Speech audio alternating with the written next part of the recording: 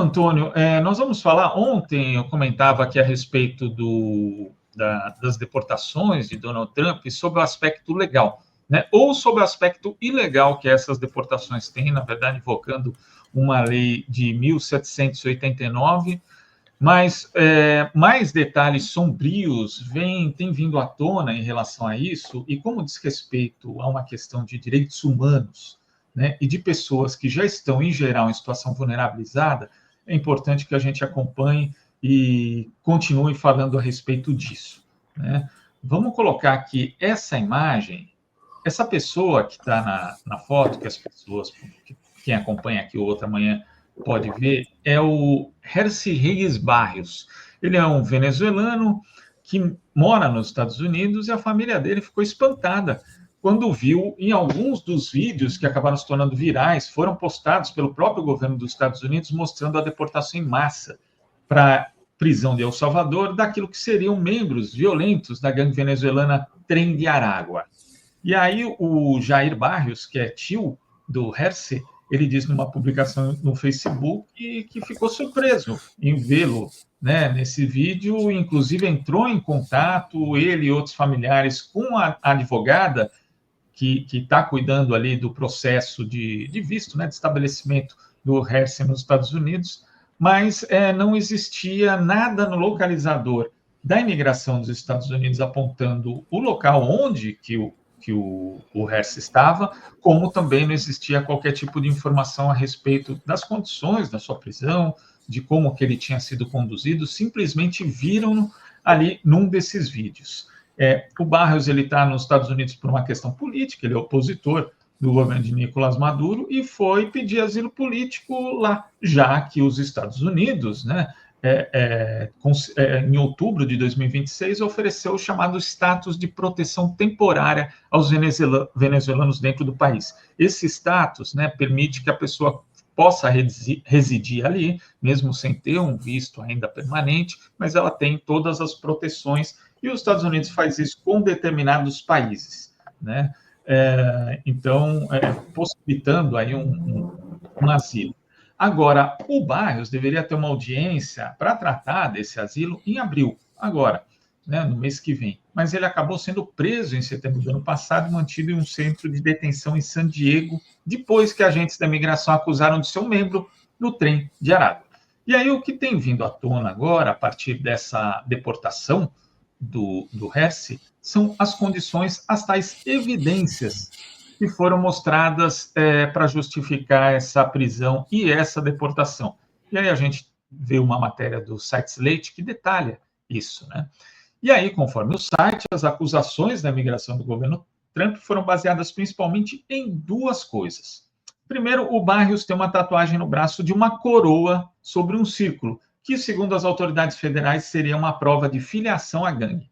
Só que a advogada do Barrios, a Lynette Tobin, entrou com uma declaração juramentada no tribunal, dizendo que a explicação para a coroa tatuada é simples. É o logotipo do Real Madrid, o clube de futebol do qual ele é fã. E a gente pode observar nessa imagem aqui, à esquerda é o centro, tem ali coroas que seriam prova seriam coroas de pessoas que se tatuaram para fazer essa identificação, essa relação com a gangue da Venezuela, e à direita o Real Madrid ali, que é exatamente isso, uma coroa em cima de um círculo. Só que a gente sabe que as tatuagens, conforme o tatuador, conforme o estilo que a pessoa tenha, não é um decalque que você põe ali, né? Inclusive, conforme a execução, muda bastante a figura. A gente observa que tem várias formas de coroa, e simplesmente se basear nisso para dizer que a pessoa é filiada a uma gangue criminosa sem ter qualquer outro tipo de evidência é muito complicado, para dizer o mínimo, né? Só que não foi só essa evidência, teve outra evidência que o governo Trump, na verdade, a gente tem que ser justo, inclusive, porque a prisão dele ocorreu durante o governo Biden, quando já havia ali um acirramento, né, uma postura mais agressiva na imigração, inclusive por conta da campanha eleitoral, onde Trump colocou os democratas na parede, e eles toparam o jogo e meio que fizeram uma política bem mais agressiva em relação a isso, até para dar uma resposta a campanha do republicano, só que a outra prova seria uma foto do Barrios nas redes sociais, na qual ele está gesticulando com as duas mãos, com os dedos médios para baixo, o que seria mais ou menos isso aqui, né? Ele estava fazendo isso, o que seria também uma prova de filiação à gangue. Só que, mais uma vez, a advogada falou que, olha, isso daqui, na verdade, não tem nenhum gesto de filiação. Isso daqui, na linguagem de sinais, significa eu te amo. Simplesmente isso, né? A gente tem aqui, inclusive, uma imagem aqui que mostra isso, né? Você tem aqui, que é esse gestual, e é isso que ele está fazendo na foto, e que as autoridades dos Estados Unidos atribuíram a uma filiação à gangue. Se a gente for levar isso a ferro e fogo, então a gente tem que discutir também que a apresentadora Xuxa Meneghel, aqui nesse caso, ela também é filiada a uma gangue venezuelana. Inclusive, essa foto, na época que foi tirada, circulou bastante como uma prova também de pacto com o diabo feito pela apresentadora. Então, quer dizer, as conspirações, elas são ridículas, são absurdas, né? Como essa, no caso da Xuxa, mas não podem servir para justificar a prisão de uma pessoa, né? Lembrando, inclusive, também que esse símbolo pode ser o símbolo de filiação a não uma gangue criminosa, mas ao rock and roll, é muito utilizado também por pessoas adeptas do heavy metal. Então a gente vê o teatro de absurdo que foi usado para justificar a prisão e depois a deportação de uma pessoa simplesmente por quê? Porque ela não é dos Estados Unidos, porque ela é nascida em um país latino-americano, que os Estados Unidos, inclusive, prometeu abrigar. Então, essa reportagem do Slate aponta que não só esse é um caso, como existem outras pessoas que foram alvo da mesma arbitrariedade. Tem um migrante, inclusive, que é conhecido só pelas iniciais JBV, que tem tatuagem de uma rosa, um relógio, uma coroa, que tem o nome do filho. E ele nunca tinha sido preso, como também o Hesse, que não tem antecedentes criminais. Esse outro migrante também nunca tinha sido acusado, condenado por qualquer crime, nem na Venezuela, nem nos Estados Unidos, mas os agentes da imigração disseram que as tatuagens eram prova de filiação ao trem de Aragua. E ele foi deportado. Um outro também tinha 3 tatuagens, um rosário, o nome ali da esposa e a terceira uma rosa e um relógio, nenhuma delas com conexão, mas também ele acabou sendo detido. E é importante que boa parte dessas pessoas, elas são protegidas, como eu falei, pelo status de proteção temporária. E uma das medidas tomadas por Donald Trump também durante esse início de governo foi suspender esse status de proteção temporária, né, que é uma forma de liberdade condicional humanitária que permite aos requerentes de asilo que continuem vivendo e trabalhando nos Estados Unidos. Então, a imigração anunciou uma pausa administrativa nesse status, em todos os pedidos, inclusive de liberdade, que estão pendentes, né? E agora você tem não só pessoas que tinham esse status, que agora perderam, então automaticamente elas se tornaram ilegais, fora as pessoas que estavam em processo para pedir o enquadramento nesse status e agora estão num limbo, né? Elas não são nem legais nem ilegais. Então, estão sujeitas, obviamente, a essa arbitrariedade do governo Trump, que está promovendo um verdadeiro clima de terror sobre os migrantes nos Estados Unidos. Então, isso é algo muito grave, porque, como eu disse, né, tem envolvimento na vida das pessoas, está dizendo respeito às famílias, e não tem, na verdade, nenhum sinal de que vai parar, porque nem, como a gente falou ontem, com ordens judiciais, o Donald Trump está recuando. Então, é interessante porque tem também uma matéria que a gente não tem aqui,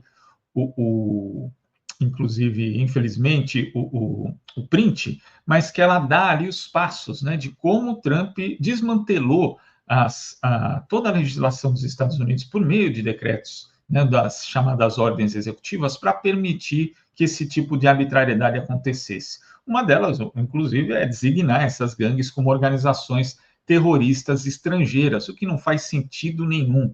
Quando Trump assumiu, falou que era hora da América declarar guerra aos cartéis, então ele não só designou o Trem de Aragua como organização terrorista, mas também cartéis mexicanos, e é isso que justifica a invocação da lei de inimigos estrangeiros, que a gente tratou ontem, uma lei de guerra que foi feita em 1798, num clima de hostilidade, onde existia, inclusive, a possibilidade de um conflito militar entre Estados Unidos e França, mas hoje essa lei está sendo usada para sujeitar todas as pessoas, né, que são consideradas vindas de uma nação hostil, entre aspas, a serem apreendidos, contidos, protegidos e removidos como inimigos estrangeiros.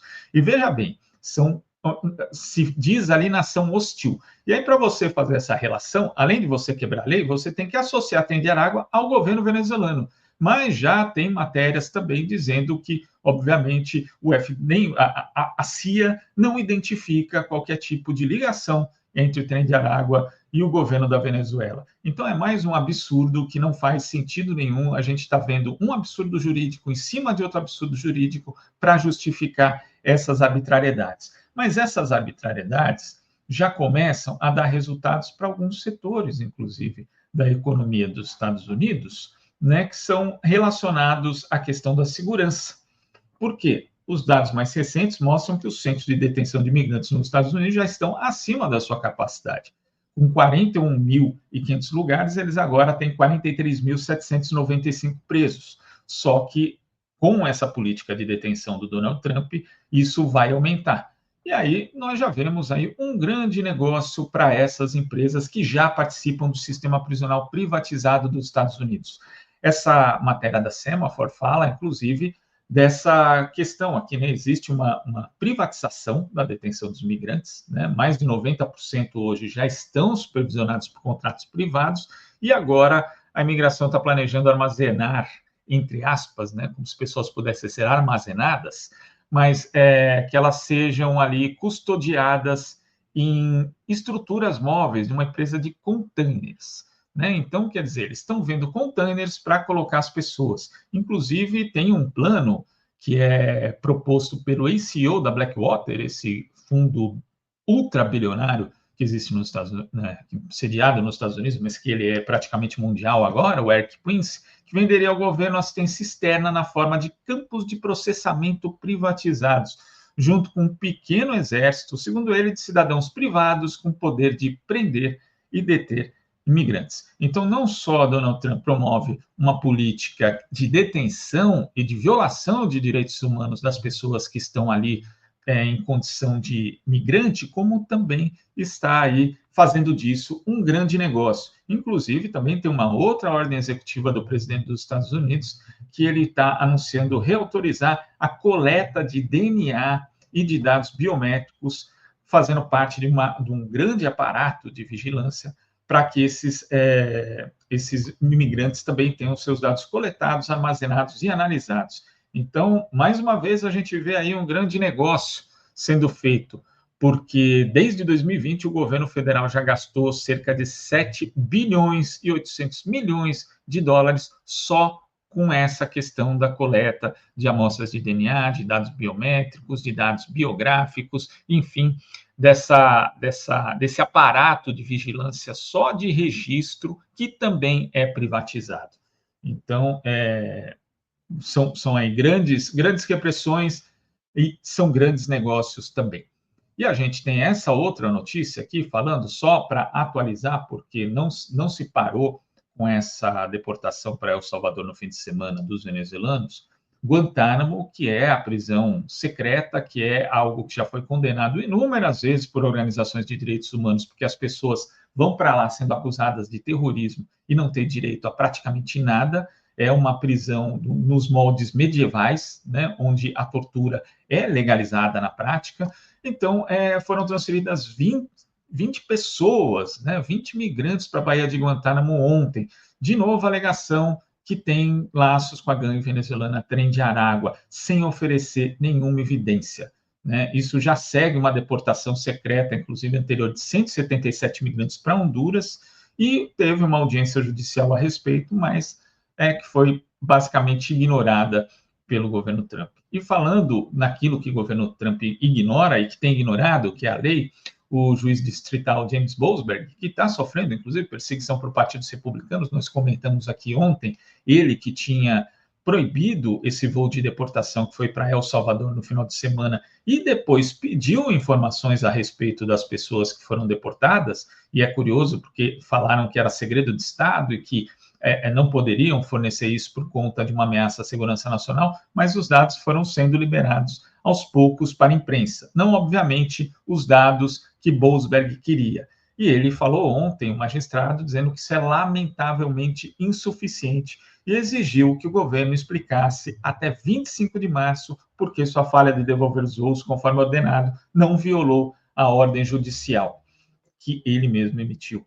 Né? Então, a gente tem, de novo, um desafio flagrante ao judiciário, como nós comentamos ontem, Trump está testando os limites daquilo que seria o seu poder executivo, e os Estados Unidos devem caminhar não só para uma crise institucional, mas também para uma crise de direitos humanos, crise de direitos das pessoas que esses migrantes estão lá, estão sendo presos, detidos e deportados sem prova, sem direito ao devido processo legal, porque essa lei utilizada por Donald Trump permite que se faça esse procedimento sumário, que a pessoa sequer tenha o direito de defesa, de dizer, de saber por que está sendo acusado e de falar ali em prol de si mesma. Então, a gente tem aí duas crises, pelo menos, se aproximando de forma bastante célere nos Estados